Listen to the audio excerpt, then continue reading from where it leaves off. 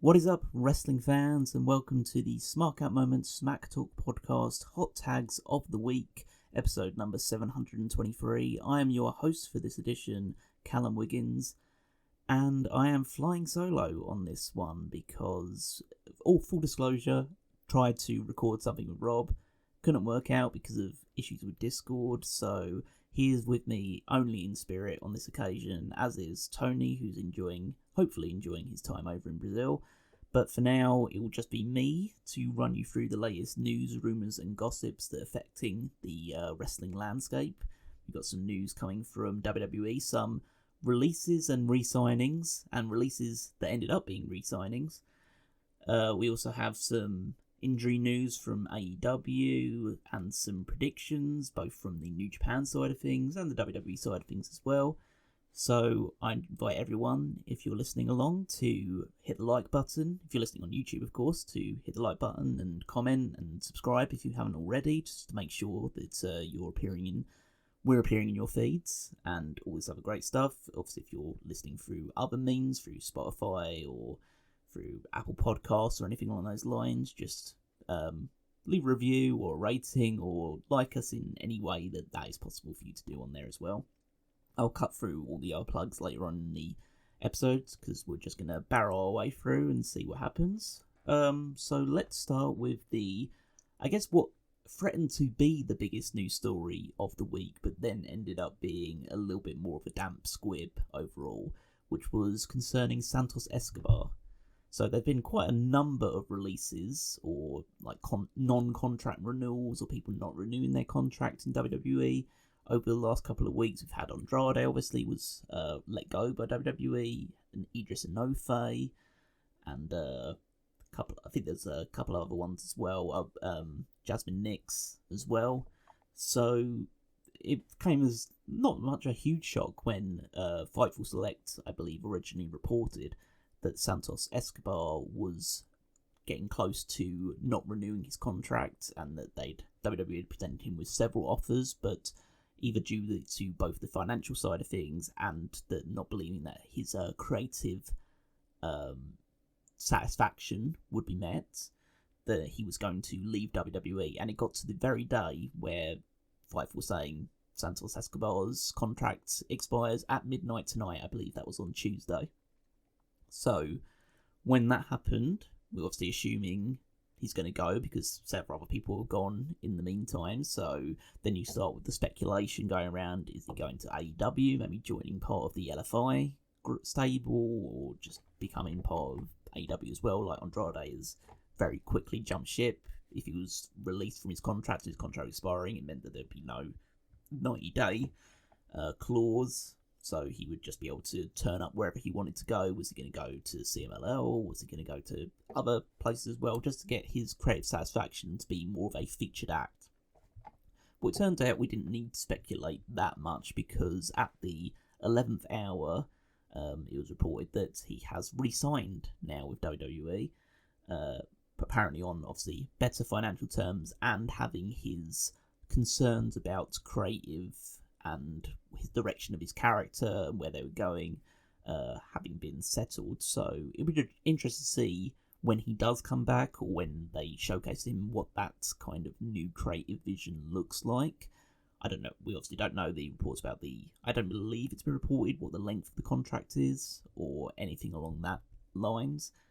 But yeah, it is quite, it's one of those things of, oh, this thing's happening, that's a bit crazy. And then it's almost, maybe in the current climate, it feels a bit weird that he has re-signed with WWE, because it does seem like, not necessarily like going to AEW thing, but this whole theme that we've been hearing about recently about people either not re-signing because they're not being paid enough, or they're not getting the either TV time or the spotlight or the creative fulfillment that they probably would have wanted at their stage of their careers. And someone has decided to stick around there. I think there were other contract renewals that were announced this week. Xavier Woods and Kofi Kingston re-signing. That's not surprising. They're basically part of the furniture in WWE. So they weren't going to leave at this stage of their careers. But Santos is sticking around as well. So I don't know whether that means that Legado del Fantasma is going to be sticking around and that's going to be part of like the whole group, whether Santos will get a whole new gimmick and presentation, get a push. It does scream to me, just because I've seen these sort of things before. It's like, I don't want to compare it to the Chad Gable thing, because I'm sure Chad is happy and he's doing the stuff with the El Grande Americano stuff, but because if he was signed back up and they immediately started pushing him and he was doing the Intercontinental stuff and doing stuff with Sami Zayn over the title, but ends up losing that feud and then really does nothing for 7 months afterwards with the Creed brothers, and they were just dropping down the rankings, as it were, or dropping down the order of priority. Then he ends up having to put on the mask and be El Grande Americano. So rather that than... So is this going to be a similar case with Santos Escobar, where they make a lot of promises and then they give him a 2-month push, and then maybe, I don't know, wins a mid-card title, or doesn't even, or challenges for a mid-card title for a while when it's a feud, and then just gets dropped down the order, but now that he's signed to the contract, so he can't really get out of it unless they decide to release him. So that is, well, we'll have to wait and see. Let's give the benefit of the doubt to them and see whether they follow through on the promises to him. So that was what could have been the biggest story of the week, but ended up kind of not being. I guess then we should turn our attention to a couple of other releases, actual releases for WWE. Even though these are technically, again, not releases, but end of contracts. So the first of these were 2 from the WWE ID program, which is looking more and more on unstable ground, looking more and more fragile than it has been in the past.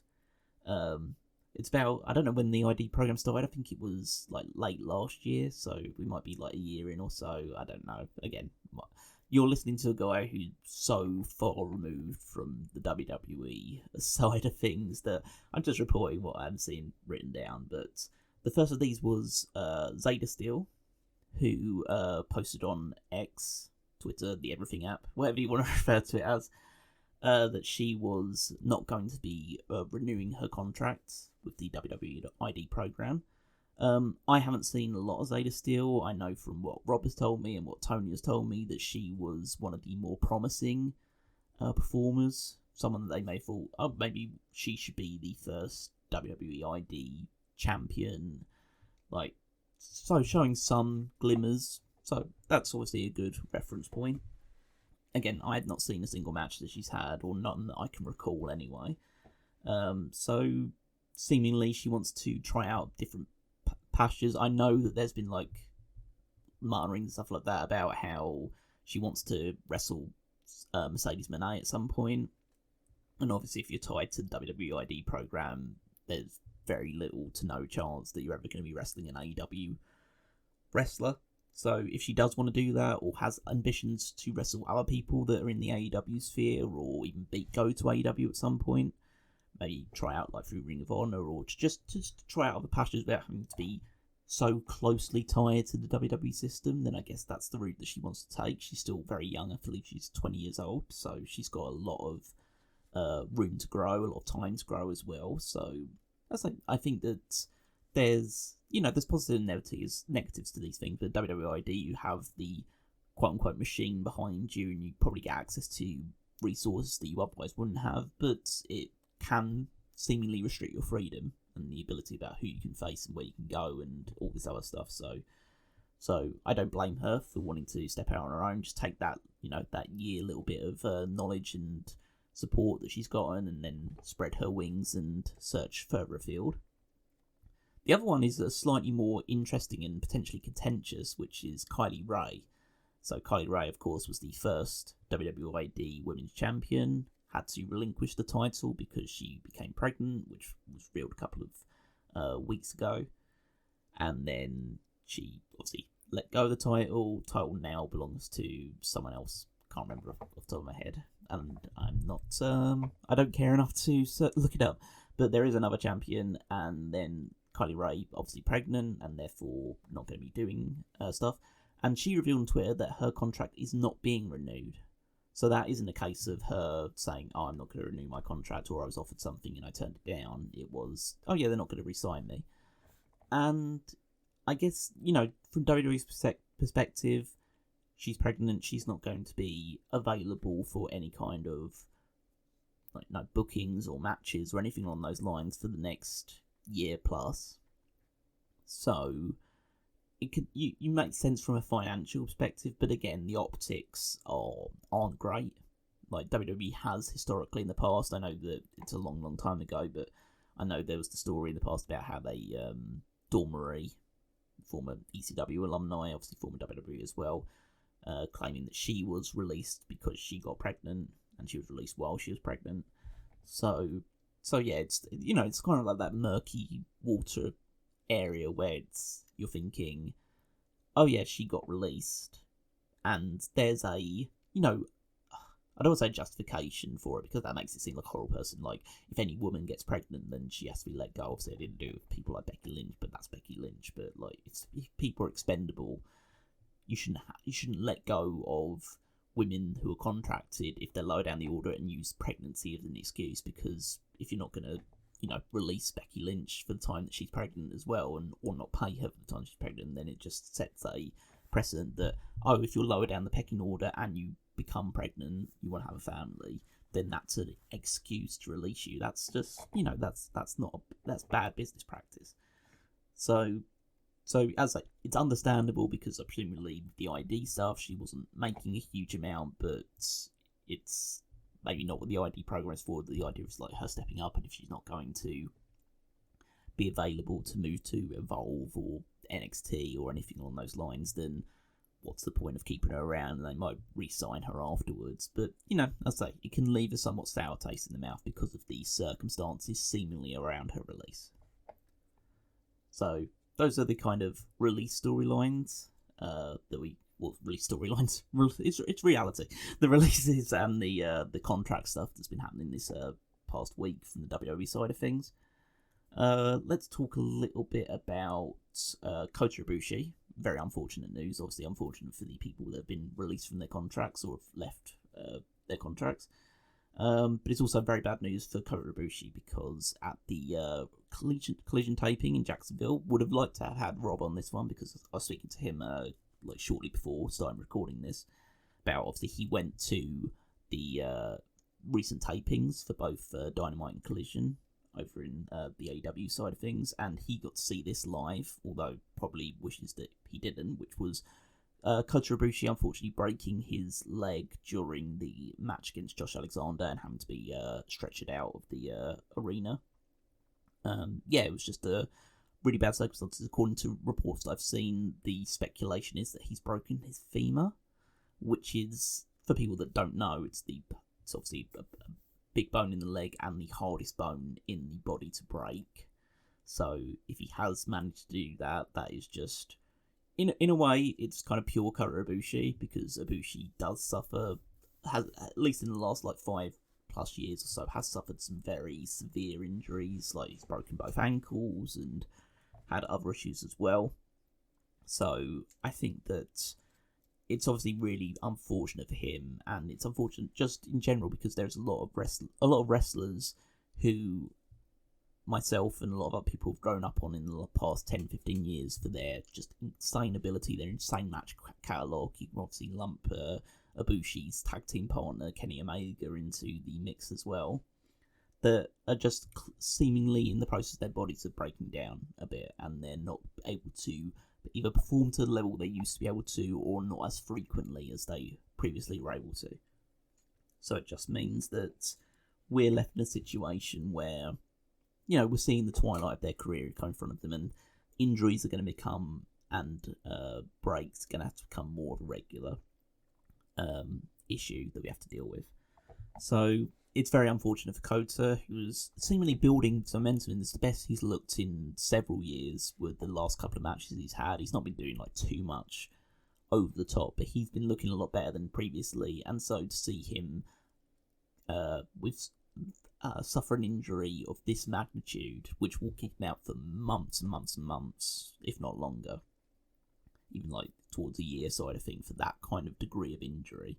Hopefully it's not as severe as being speculated or reported, but if it is that level, then we won't be seeing Kota Ibushi for a long time.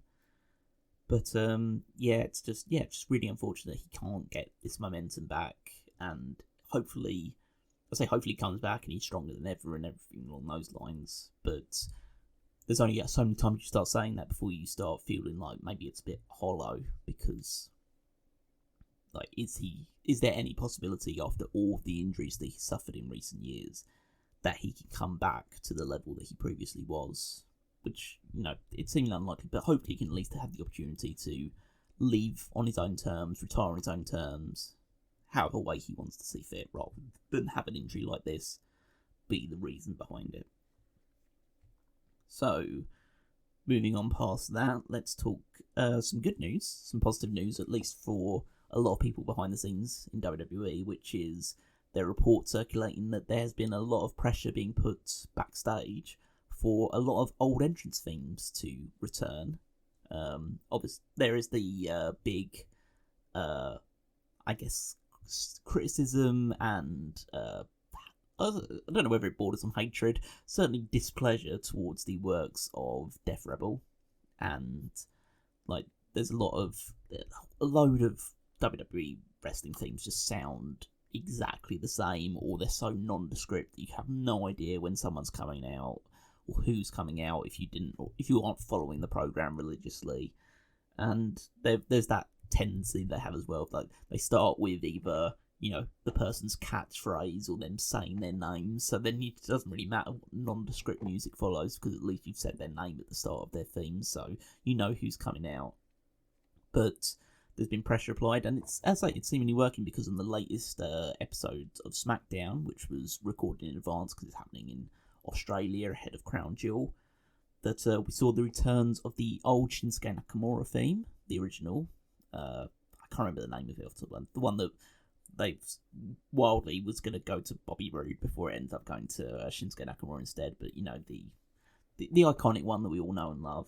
And the Street Profits returned to their old theme as well before their tag title defeat to the White Six.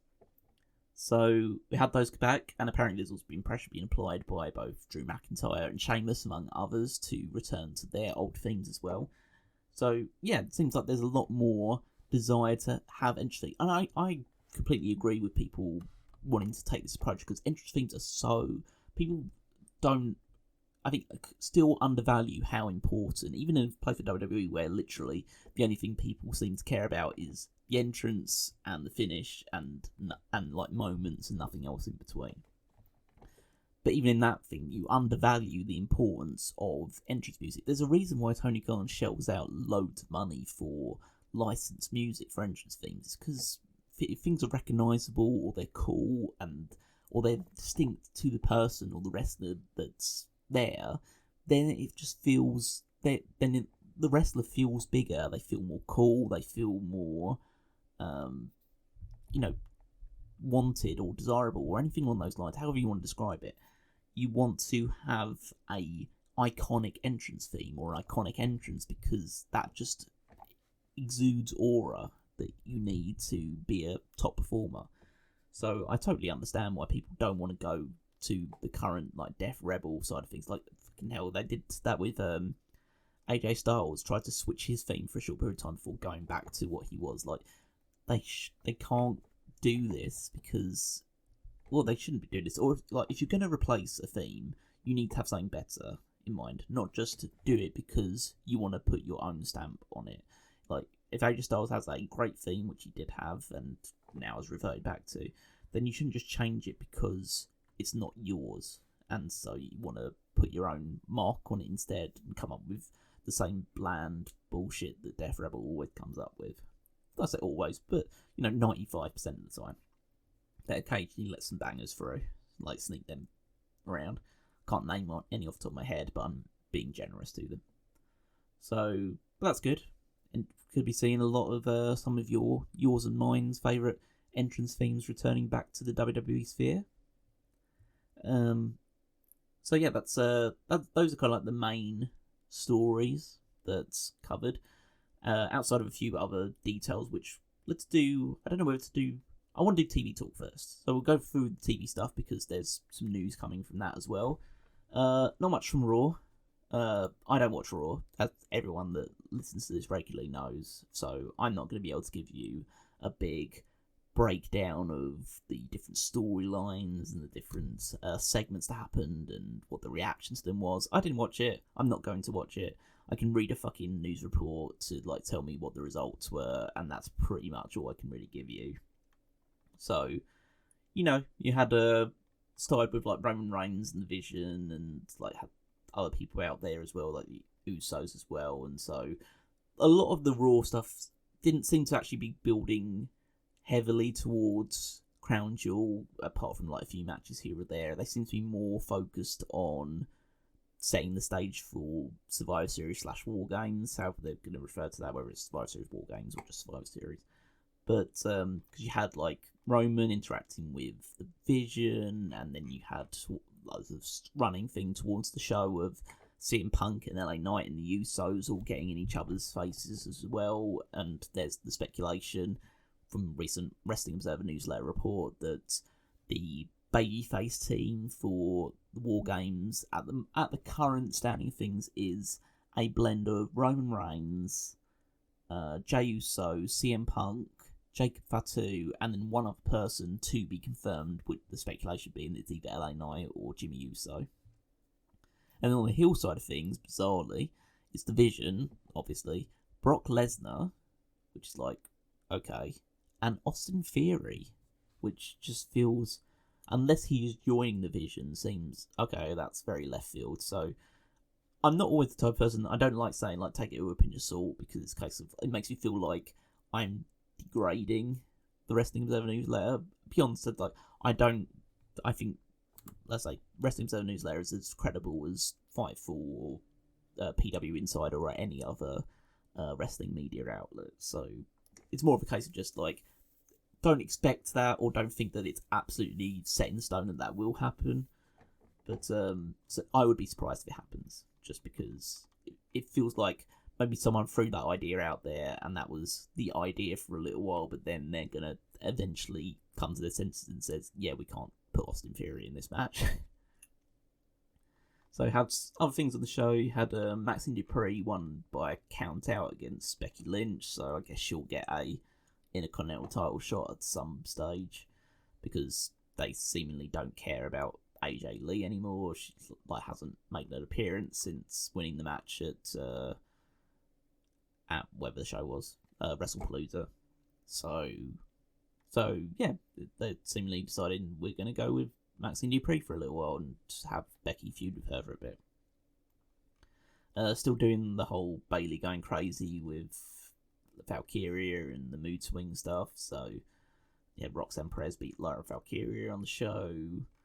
Then you had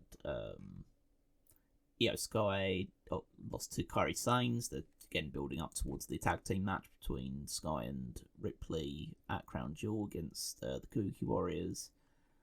Had a promo segment between Seth and Cody, and they built up a lot of things about Seth and Paul Heyman had like interaction behind the scenes, where Heyman was talking about how if you don't win the match at Crown Jewel, the champion versus champion match, that you'll lose all the respects of the Vision and your group will disband, and I'll wonder why I didn't choose CM Punk or Roman Reigns over you.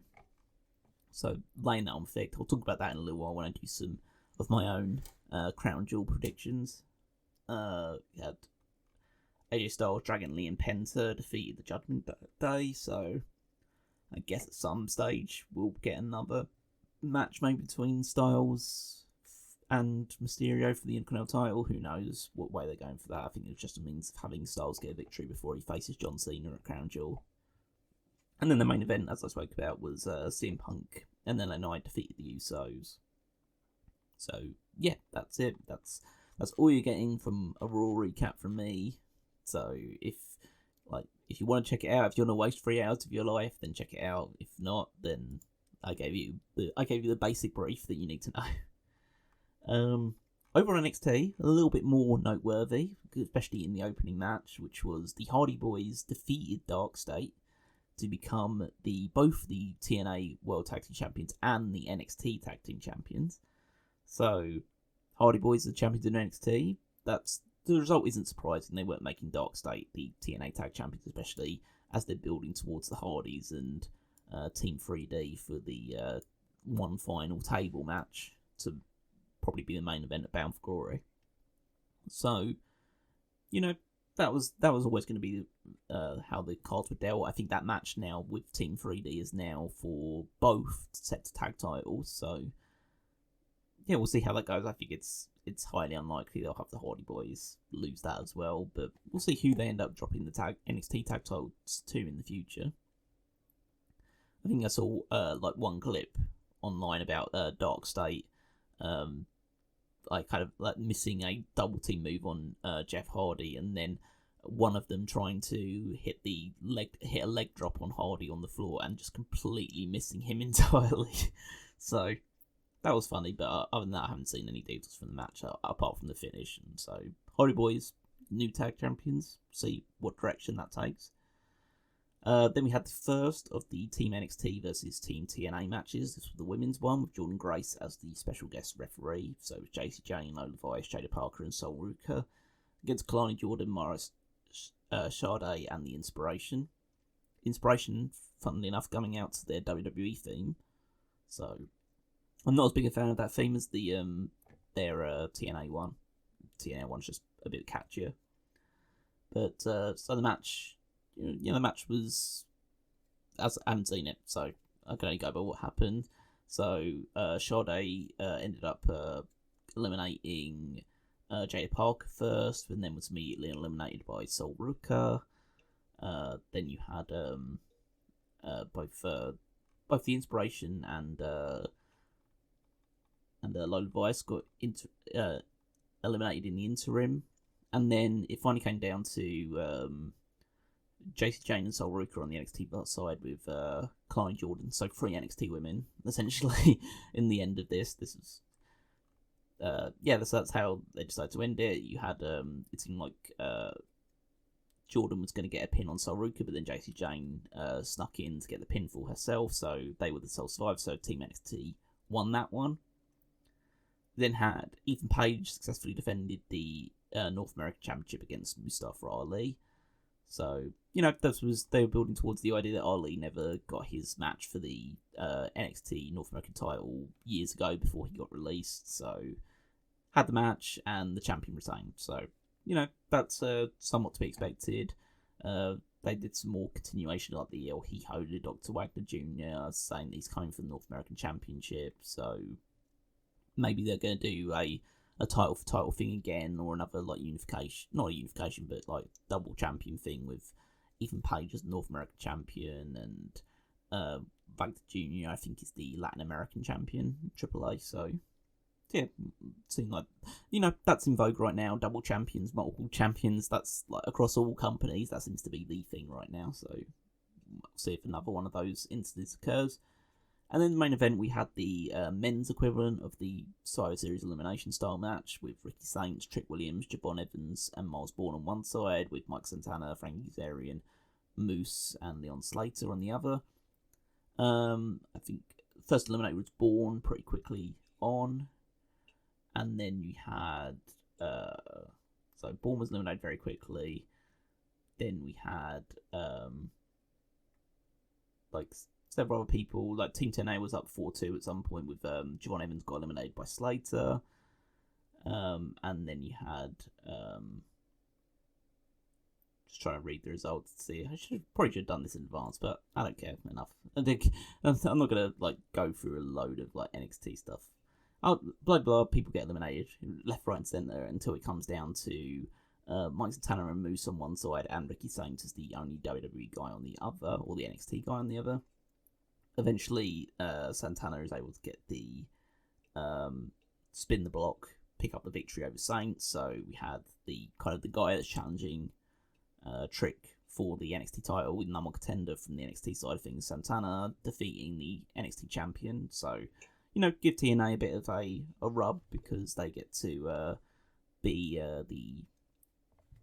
they get even though on the show itself it was 2-2, like NXT won 2 matches, TNA won 2 matches. Because they won the main event, I guess it gives them a little bit more a little more prestige. Like I say, I would have gone with the route of, because TNA has so historically in this relationship been on the lower end of things. I mean, fucking hell, both the TNA Knockouts champion and TNA World Champion, Men's World Champion are NXT guys, both side of it. So I would have probably had a bit more of a definitive TNA victory. I'd have them probably win both the Survivor Series style matches, but they decided to even things out. So Ava came out afterwards, and like the partnership's on better terms now, and that they're inviting women from the Knockouts division to compete in a battle royal, and the winner will face JC Jane for the NXT Championship at Halloween Havoc. So maybe it will be a TNA person, maybe it will just be another WWE or an NXT woman to challenge JC Jane. We'll see. But that was the end of the showdown, rather than the invasion. Just a showdown. And that leads over to something that I can talk a little bit more in depth of, which is AEW Dynamite Title Tuesday, which was going on simultaneously to the NXT show, so it's no surprise which one I tuned in for. Of course, I don't tune in live because I have, a real person job that happens on the day after, of the morning. I don't want to get 2 hours sleep. I'm not Tony. So we had the show started with a confrontation between Hangman and Samoa Joe, which I thought was excellent because Samoa Joe is so fucking good. I think we all on Smark at the moment, we all love and profess our admiration for Samoa Joe and his ability, but I just think you can't really put into words just how good a promo, how good a presence, how good a wrestler he is and has been for so long. It's just such a shame that him reaching AEW in particular, but also when he was in WWE, it happened so late in his career that we never got to see him be at his peak, and he was never utilised the way he should have been during his peak years in TNA. So we're getting him now, and he is great as a stopgap challenger for the title. He won't beat Hangman Page, but we'll have a great match, and he'll bring out the best of him promos, and we'll have a fun time. Opening match was Tomohiro Ishii versus Jon Moxley. Very good match between the two, as you'd always expect, because they just beat the shit out of each other. Moxley gets the victory, as you would expect, chokes out Ishii, and yeah, Tomohiro Ishii's just someone who you can always just rely on, no matter how old he's gone now, and he's not at the same sort of pace that he previously can, but he just has great matches with whoever you throw him up against, and this was no exception. Then you had the street fight between the Demand and the Hurt Syndicate. So, had the previous match at All Out, the Demand got the victory, so this time they decided to even up the score by having, fun, loads of table spots. Moment where Ricochet was going to hit a shooting star press through, I believe, Shelton Benjamin through a table, but the table didn't break, so MVP ended up spearing a member of the Demand through Benjamin and the table in order to get that to break. So that was a nice little bit of improvisation there at that time. Then you had essentially it comes down to all members of the Hurt Syndicate surrounding Ricochet with GOA taken care of. So MVP hits him with a face buster, then he's dropped from a massive height with the one-arm spine buster from Bobby Lashley, and then it was actually Shelton Benjamin that gets scored the decisive move in the pinfall, German suplexing Ricochet through a table propped up in the corner, and Hurt Syndicate get the victory. In a way, I'm a little bit surprised that they're doing the 50-50 thing. I say they make sense because you don't want to just have the Hurt Syndicate lose over and over again. But it is a case of surely the whole story around this is that MVP can't wrestle to the level he previously was, but then he does the street fight and they end up getting the victory. So do they need someone to replace MVP, or do they need someone to bring in to kind of fill that slot? So having them win this one makes it feel like no, they're clearly at the level of the Demand at the very least. They're on level pegging 1-on-1 now, so maybe we'll get a rematch. Maybe we'll have another clash between two of them in Full Gear in some other kind of either gimmick match or some other sort of stipulation attached to it. But we'll see. Had Jurassic Express came back for their first match together since reuniting, and it was just against a couple of local jobbers. They hit the Countdown to Extinction new finish, and Jungle Jack, as he's now been referred, because JR won. JR always wins at the end of the day. And no longer the Jungle Boy, just Jungle Jack Perry. They get the victory, as you'd expect, and then there was a big brawl with the Young Bucks afterwards, and they've announced that it's going to be the Young Bucks versus Jurassic Express at Wrestle Dream in a $500,000 match. So it's kind of like, their whole story is like the Broke Bucks, and they want the money because they need to keep up the appearances that they've previously been doing. I'm just kind of find it quite funny that Tony Khan keeps putting them in matches for money. I thought he wouldn't like the guys after what they did, so, he's still giving them opportunities. TNT Championship, Kyle Fletcher successfully defended against Kyle O'Reilly, so it's the battle of the Kyles. And, that's the result. It's just going to be, like, Kyle Fletcher's not going to drop the title to Kyle O'Reilly. Just have, a fun match between two guys that know what they're doing. Wasn't one of, like, Kyle Fletcher's, like, absolute classics that he's recently been having, but, got the job done. Really good stuff, though. And then we had a lot of other people get involved. A lot of members of the Don Callis family got involved, and then you had Roddy and the Conglomeration get involved as well. Mark Briscoe eventually stands face to face with Fletcher, so I guess that's the direction they're going to go through. Whether that happens at Wrestle Dream or whether that happens just an episode of Dynamite going forward, it seems like it's going to be Fletcher versus Briscoe for the TNT Championship, which should be a lot of fun. Had the TBS Open Championship, the TBS Championship Open Challenge match, should I say, between Mercedes Moné and as I predicted, Lacey Lane. She'd recently done some matches for Ring of Honor, so she lives in the area, so they brought her in to have a fun enough match. Like, Lacey Lane was pretty good. Nothing super special, but of course Mercedes got the victory. There was no appearance from Hikaru Shida. That's like no jeopardy involved in this match, as I would have expected. And at the moment, there's no real story or no direction for Mercedes, which I think is a bit of an issue. It's a case of she's just becoming champion who defends title against random person without any, not to say random person, but just like one-off person, have a 2-3 week build to the match, and then you have it, Mercedes retains, and then you move on to the next person at some point. So, that's a bit of an issue. I'd like to have an actual, story to build up, make it feel like there's more likelihood that she's going to drop that title. She's now past 500 days with it.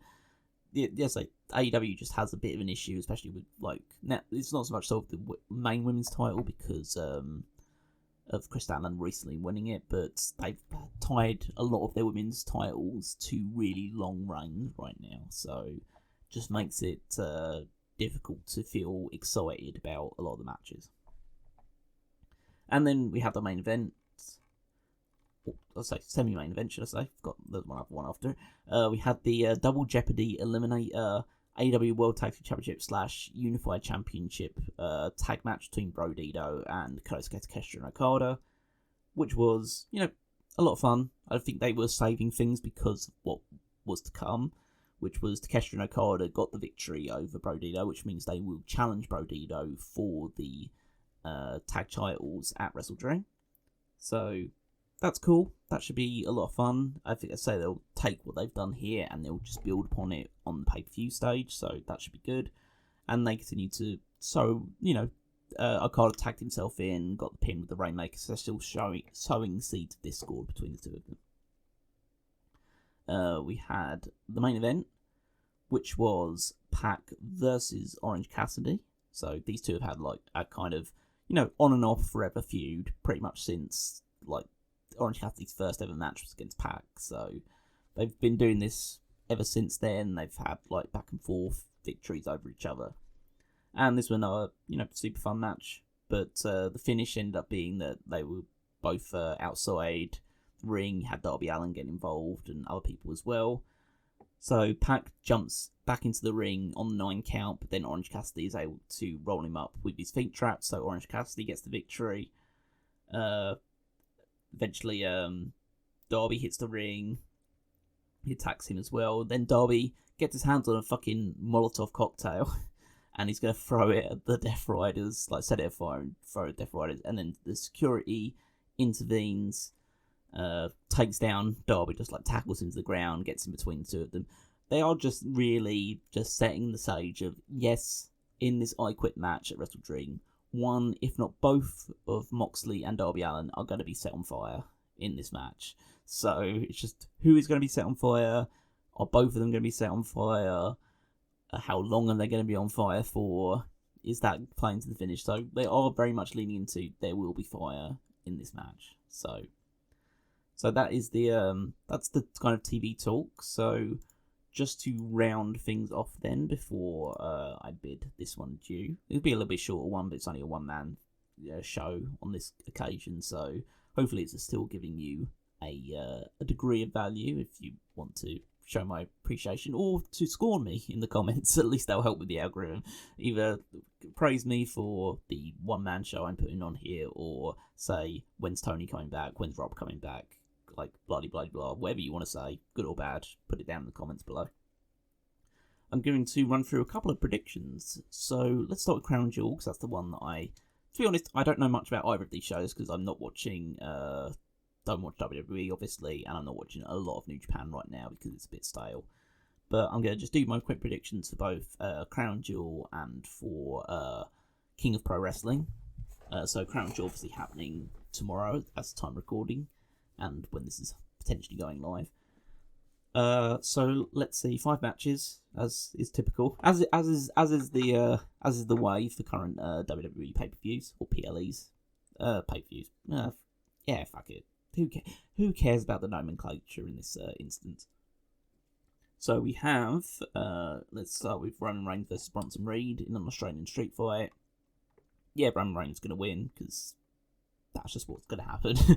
Like, with the street fight, you know, you can get, like, Bron Breakker getting involved, but I assume, like, the Usos will be there to balance it out. So Roman's going to beat Bronson Reed.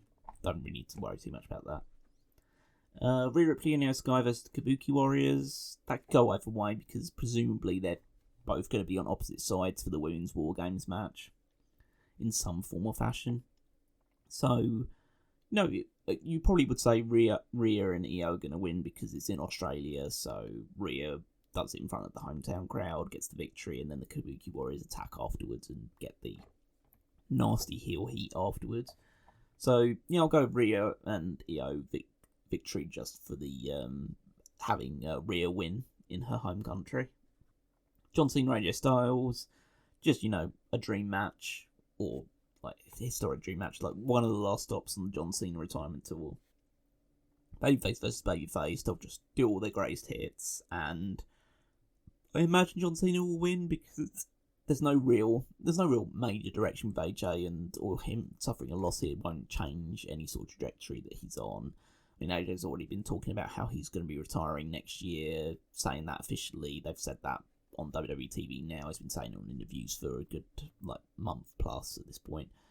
So, they've acknowledged it. So, AJ Styles will retire next year. John Cena's retiring in a couple of weeks at this point. So, yeah, John Cena gets a victory, build up towards his final match coming up soon. But, yeah, I'd say John Cena's definitely... I would predict John Cena gets the victory here. And then we have the final ones, which are the two matches for the WWE Men's and Women's Crown Jewel Championships. So Stephanie McKay versus Tiffany Stratton.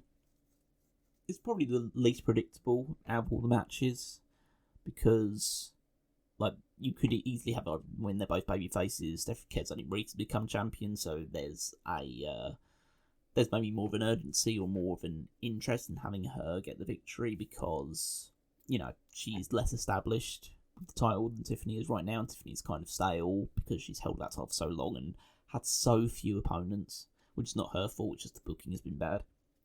But there is also this side of it that Tiffany Stratton is super over in Australia because of, like, the reaction that she got when she first went over there for Elimination Chamber a little while ago, when she was definitively a heel. It was early last year, definitively a heel, but got cheered, like, throughout the entire match, like she was the most popular person in the entire match. So maybe that helps carry her, because, like, you want to have her show off in front of the Australian audience and get a good reaction. I think they probably will go with Kia just because I think they see more of an upper ceiling for her, and she is less established with her current title, so you can just use that to build her up. But I also alternatively think if you have Tiffany win, you can just continue to tell a story of her getting kind of, I'd say inflated, but like have this ego attached to her of like, she just keeps winning, she keeps defending her title, she keeps getting the big result when it matters, and so having her, lose to someone would be a bit more of a deflating and send her spiraling sort of experience to send her back to being a heel, which she's probably more naturally attuned to. Then the other one, Cody Rhodes versus Seth Rollins, it became very, very predictable after what happened on Raw, because the whole thing is Paul Heyman saying if you don't beat Cody Rhodes, then your whole faction's going to leave you, and I might leave you, and everything else is going to crumble around you. So it's like, yeah, of course Rollins is going to win now. They're not going to get rid of the Vision just like that off the back of a match for the Crown Jewel Championship. So a match that could have been fairly interesting. I'm sure it would still be, good by WWE standards, and like these two that have a history between them, and they've played into that with the promos. But a match that could have been helped by the fact that there is an unpredictability about it, because realistically, it's just a one-off match for a made-up title that either guy could win, and it won't change things in the grand scheme. It won't change a great deal in the grand scheme of things. But now it's become, if Rollins doesn't win, then his whole faction's going to leave him, so obviously Rollins has to win there. So there's my quick predictions for Crown Jewel. Obviously, that will play into the Fantasy League as well. If you want to follow along and see how our rosters are doing, that's wwefantasyleague.com, or find it through smarkatmoment.com. And then, so we'll finalise our predictions internally between me, Tony and Rob, and we'll use that in order to help determine who gets, makes a few little nice bonuses going forward. So follow that stuff along there. And then let's round it off with talking about some King of Pro Wrestling. So 9 matches listed for the show that's taking place on Monday the 13th. So I'll start from the beginning. So it's got the IWGP Women's Championship, which is Sarai defending against Shiori. Interesting that Shiori's already kind of back in Japan doing stuff after she was leaving. She was leaving Stardom for a while to go on an excursion. Hasn't really done much during that excursion because I think she was injured for a short period of time and got surgery. But now she's back in Japan, not technically with Stardom, with New Japan instead, and facing Sarai for her title. It should be it should be a good match, but it's New Japan, so it's only going to go for 6 minutes, and so they'll try and cram a lot of it in. I'd say Saray's probably going to retain the title, but it depends on what their kind of ambitions are, because I know Saray's been doing stuff with Ring of Honor recently as well. I'll do one or both of them want to be doing more stuff in America. It's hard to say, but I'll just say Sarai defends. We got 6-man tag, Titan, Hiromu Takahashi and Shingo Takagi, former members of Los Ingobernables de Japón, against Clark Connors, Taiji Shimori and David Finlay of the War Dogs. So it's just one of your standard preliminary 6-man tags. So I'd say, let's say the LIJ former members win, because why not? Then we got Drilla Maloney versus Sanada. I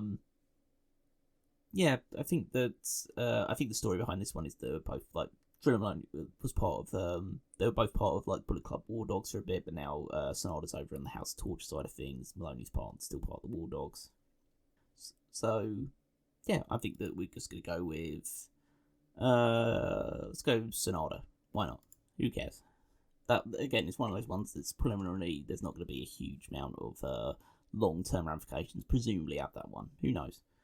Then you've got a match that's been billed as Hiroki Goto's return from his recent injury. You've got Yoshihashi and Hiroki Goto against Kosei Fujita, Harley Jackson, and Ryohei Oiwa, all of the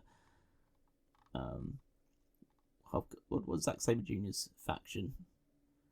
I can't remember off the top of my head.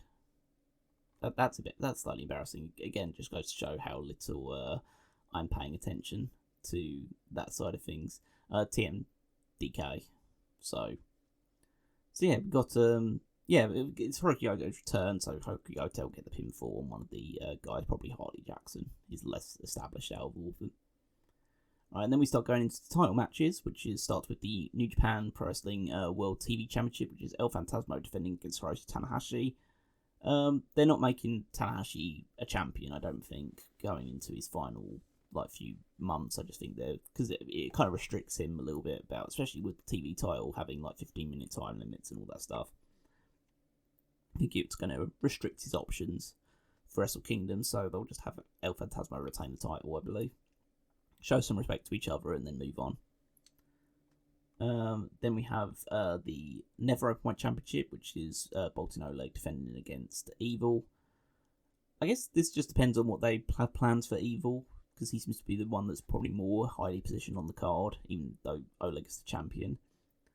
I think that they'll probably switch the title to Evil. I just think that they probably want to have him in a somewhat featured match at Wrestle Kingdom, so him being a champion makes that more likely. So then we got the IW Tag Team Championships, which is Asuka and Yuto Ice defending against Yu Uemura and Shota Umino.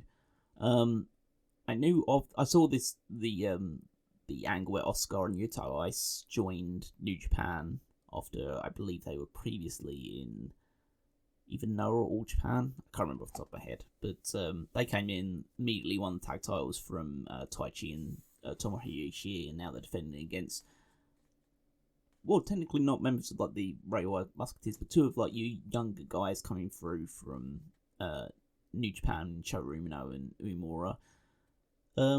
Again, they're two people that should be, they should be the centerpieces for the future of New Japan, and just aren't getting the attention or the status that arguably they don't merit, especially from Umino's side of things, who's just regressed so much in the last couple of years.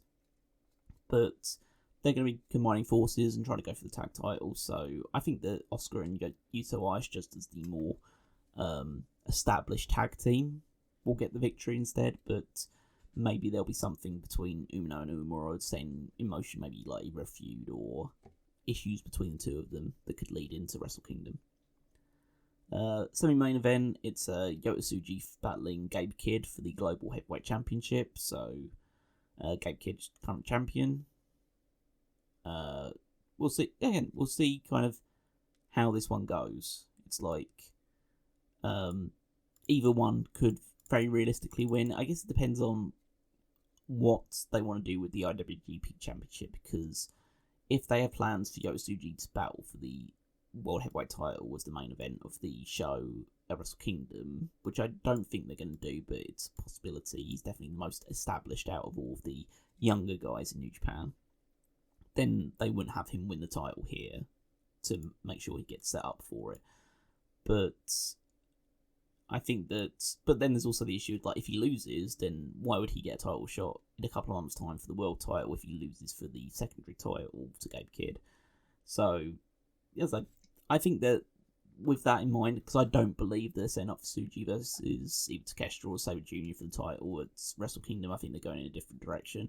So it wouldn't surprise me if Tsuji just wins the title back here, because it seems likely the Gabe Kidd is going to jump ship to AEW sometime in the nearest future. So then we have the main event, which is the big one, obviously. IWGP World Heavyweight Championship match. Zack Sabre Jr. defending against Konosuke Takeshita, who obviously won the G1 a couple of months back. Yeah, this is big, and I think the smart money is on Takeshita. Not only because he won the G1, you typically have the G1 winner win the title. Not always, but it's become more common, not in recent years. So, go down that route. You have Zack Sabre Jr. only recently became champion a few months ago after taking it back from Hiroki Goto. I do think that he's just more of a transitional champion at this point, because his first run with the title was very kind of muted and very underwhelming in terms of box office attraction or ticket sales or anything of that ilk. So I think that he kind of failed as a drawing champion, and I don't think that him carrying the belt going into Wrestle Kingdom is the smartest move financially. So I think you go to Takeshita, you put the title on him. I still have a strong sense that they're going with Takeshita versus Okada for Wrestle Kingdom, and they'll bring Okada in to be involved in that. bring him back, potentially have him win the title, but either way, I think they'll go down that route. And yeah, that'll be a fun match as well. And they're doing a lot of stuff with Takeshi Okada and AEW, so they might just bleed that over into New Japan. So yeah, I think Takeshi will become champion on this show, which will be also quite interesting because it means that at Wrestle Dream, it would be the tag title match would be the champions, Brody King and Bandido. Bandido's already Ring of Honor World Champion as well, against the AEW Unified Champion Okada and the IWGP World Champion in Takeshita. That'd be kind of like, okay, but how do you balance all these egos and these titles and everything? So yeah, that'd be quite a fun spectacle to see who takes the pinfall in that instance. Like if the title even changes hands, because you've got two world champions pretty much all equivalent for Okada thing, but like two super high order guys on one side, and one of them has to take the pinfall if they're going to lose. So yeah, I'd say it looks like, I don't think like the most of the show looks particularly engaging. It's not going to be the sort of thing that's going to get me right back into watching New Japan as full time as I was a few years ago, but I'll definitely be checking out the main event because I am interested to see if Takeshi does win the title, and if so, if someone immediately comes out to challenge him for it for Wrestle Kingdom or for some event coming in the near future. So that is it, I believe, just about an hour or so into it, just shy of an hour. So thank you very much for listening to my ramblings and thoughts about this past week in professional wrestling. So if you have enjoyed it, of course, then leave a like, comment below. If you haven't enjoyed it, leave a comment below. Tell me how bad I was, and all that's great stuff. Subscribe if you're interested. There are a few other things that you can do. Just throw the plugs out there. The Patreon or YouTube membership that gives you access to exclusive content, also like known as the Darkcasts, where you'll hear a little bit more from me, Tony, Rob, other little things. Do some little quizzes on there, a few extra discussions, maybe another draft all here that you won't hear anywhere else. So check all that stuff to get your hands on that exclusive content. You can join the Discord through the links available to get involved, like a little bit of conversation with some like-minded wrestling fans. A lot of channels there that you can put your thoughts into. Maybe when like an episode of Raw or SmackDown, NXT, Dynamite, Collision is happening. Just chat it up with some certain guys in there. Leave your thoughts about what was taking place. Redbubble and TeePublic, if you are interested in buying up some specially branded Smark Out Moment merchandise, that is your place to go to pick up all of that stuff and anything else from under a mango tree, which includes Fanboys Anonymous, which you can check out for all of your geek culture content. So anything from comic books, TV, movies. Tony will write up a few things here and there and post that stuff along. So if you are interested in that sort of extra culture stuff, which makes sense if you're listening to this, like wrestling fans, comic book fans, movie fans, there's kind of a pretty crossover Venn diagram between those. So check all that stuff there.